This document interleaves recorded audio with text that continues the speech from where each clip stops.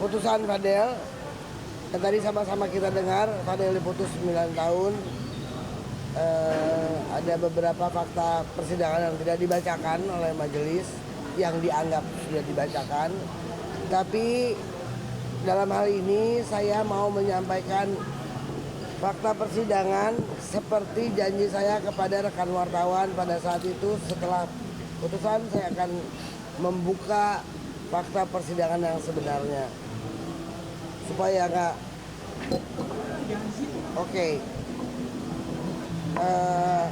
Yang di sebelah kiri saya udah banyak yang kenal ya. Beliau hadir karena beliau cukup mengenal anak korban dan pelapor. Sebelah kanan saya adik saya dari tim kantor saya juga. Saya mau menjelaskan berdasarkan keterangan ahli forensik yang dihadirkan oleh jaksa penuntut umum dengan nomor visum 295-TU.FK-9-2014 tertanggal 17 Oktober 2024. Ahli menyampaikan bahwa penyebab terperiksa melahirkan sudah tidak dapat ditemukan. Tidak ditemukan adanya penyakit yang dapat mempengaruhi kehamilan terperiksa. Namun tidak diketahui apakah terdapat komplikasi saat kehamilan serta diketahui apakah terdapat kelainan dalam janin yang dikandung. Sehingga jelas dan terang bahwa di muka persidangan bahkan dalam rangkaian proses penyidikan sampai dengan penuntutan telah ditemukan fakta bahwa apakah memang telah terjadi peristiwa hukum aborsi atau tidak. Fakta mana yang harus menjadi perhatian kita semua guna mendapat penegakan hukum? Bahwa jaksa penuntut umum juga telah tidak melengkapi berkas-berkas persidangan dalam berkait hasil visum terhadap janin. Pada saat persidangan, jaksa tidak dapat membuktikan dalam persidangan berkas-berkas hasil visum terhadap janin atau bayi yang dituduhkan oleh jaksa penuntut umum lahir akibat aborsi guna mencari fakta-fakta ilmiah untuk menegakkan dalil-dalil dakwaan dan tuntutan jaksa. Telah tidak ditemukan fakta hukum berupa dokumen forensik yang menyatakan bahwa telah terjadi aborsi yang dialami oleh anak korban atau bahwa aborsi telah terjadi sebagai akibat langsung dari obat yang diminum oleh anak korban maupun obat yang dimasukkan ke dalam vagina korban. Bahwa kurang cermatnya jaksa penuntut umum dalam melengkapi berkas-berkas yang dihadirkan di muka persidangan untuk menuntut terdakwa dengan tuduhan telah melakukan aborsi akan sangat sulit ditegakkan dalam perkara ini. Bahwa requisitioirnya tertanggal 1 September 2025, jaksa penuntut umum telah menuntut terdakwa bersalah atas aborsi atas kehamilan yang dialami oleh anak korban yang terjadi sebanyak 2 kali, yaitu pada tanggal 9 Mei 2024 dan pada bulan Juni 2024. Tolong di bold, bulan Mei 2024 aborsi pertama menurut jaksa penuntut umum.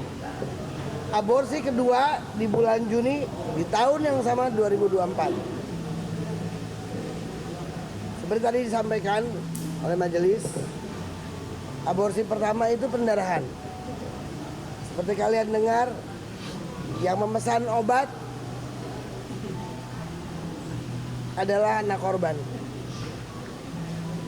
Meminum dengan Sprite, diminum melalui mulut dan melalui vagina. Kemudian 5 menit kemudian merasakan perut mulas. Saat itu terjadi tidak ada Fadel di sana.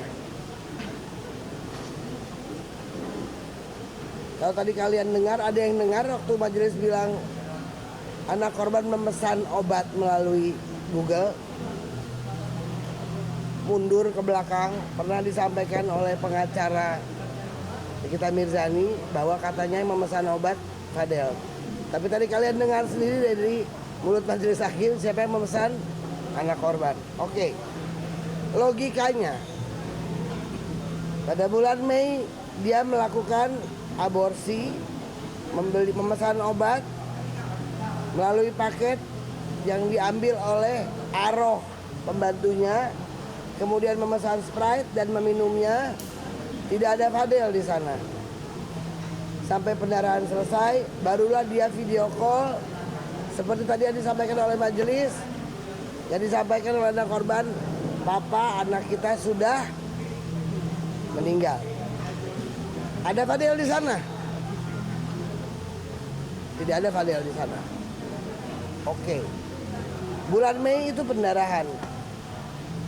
Dikatakan oleh JPU dan tadi majelis juga membacakan aborsi kedua di bulan Juni yang sudah sebesar boneka dan sudah lengkap. Sekarang kita main pakai logika. Mungkin nggak bulan Mei aborsi, terus hamil lagi bulan Juni keluarnya segede gini? Oke. Fakta persidangan, menurut ahli forensik, pada terperiksa ditemukan puting kedua payudara tampak menggelap dan melebar, serta pada perut terdapat garis membujur yang berwarna lebih gelap dari kulit sekitarnya, yang sesuai dengan tanda-tanda usia kehamilan trimester kedua, yakni setelah 20 minggu. Terkait janin yang dilahirkan, dari seluruh rangkaian pemeriksaan, perkiraan menurut ahli forensik, janin tersebut berusia minimal 20 minggu dalam kandungan dan usia kehamilan di trimester kedua sekitar 12-28 minggu.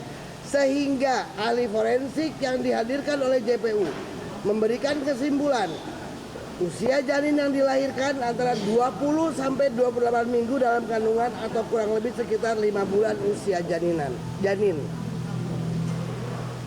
20-28 minggu, kita tarik mundur 20 minggu. Antara bulan Januari atau Februari sudah hamil. Di mana bulan Januari dan Februari beradanya Loli? Loli berada di UK.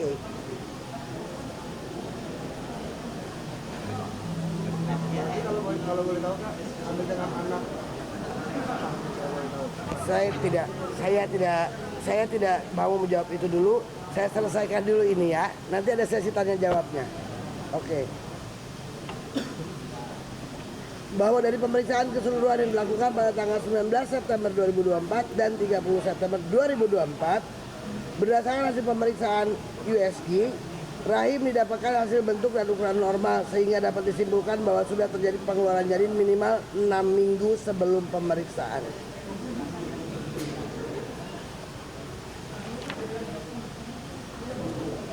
Tidak ada Fadel di dua peristiwa aborsi. Bahwa faktanya dalam persidangan, Fadel mengakui di telepon saat sudah selesai terjadi pendarahan. Kemudian yang kedua, dia ditelepon, dikasih tahu janinnya keluar. Saya tanya Fadel di depan persidangan, saya tanya sebesar apa? Sebesar ini. Sudah lengkap, sudah. Dan sudah dikubur oleh Fadel. Menjadi pertanyaan buat saya. Dari mulai pemeriksaan di Polres Jakarta Selatan sampai masuk di dalam dakwaan, tidak pernah dibahas soal janin yang keluar sebesar boneka. Ada pernah kalian dengar itu? Kenapa itu tidak diperiksa? Kenapa itu tidak disebutkan? Itu yang pertama. Berdasarkan kesaksian anak korban di depan persidangan, dia mengakui bahwa dialah yang punya inisiatif aborsi. Sekarang pertanyaan saya lempar kepada rekan wartawan. Kalau benar menurut keterangan ahli forensik yang dihadirkan oleh JPU bahwa usia kehamilannya itu 20-28 minggu, berarti bulan Januari, antara Januari sampai Februari sudah hamil di sana. Di hadapan majelis, anak korban mengakui di UK pun dia berhubungan badan dengan beberapa laki-laki.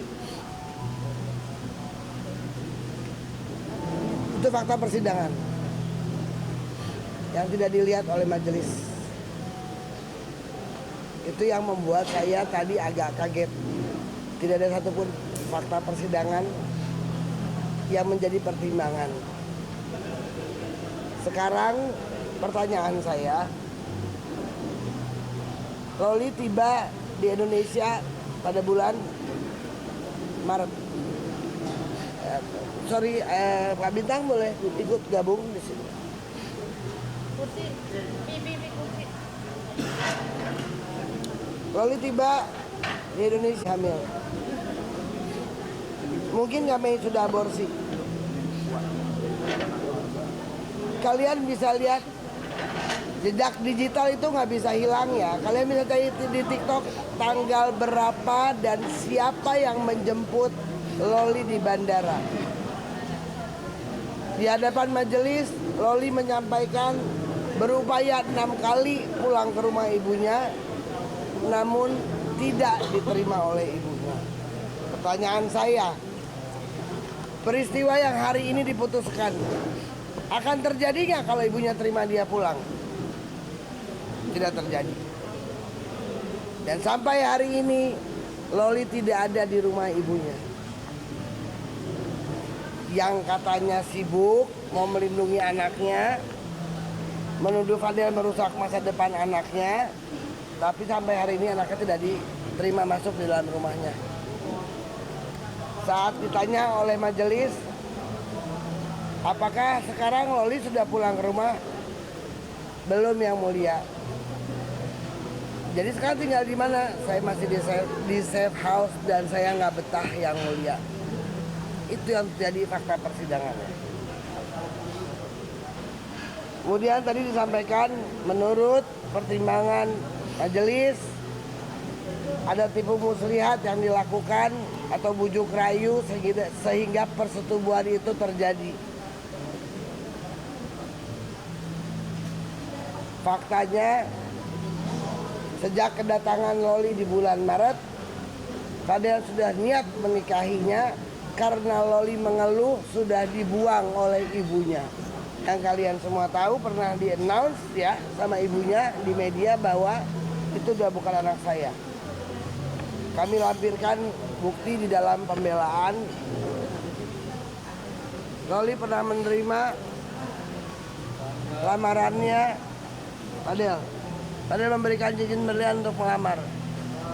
Jadi sejak awal niatnya menikahi, bukan seperti apa yang dituduhkan, bukan seperti apa yang dibuat opini selama ini.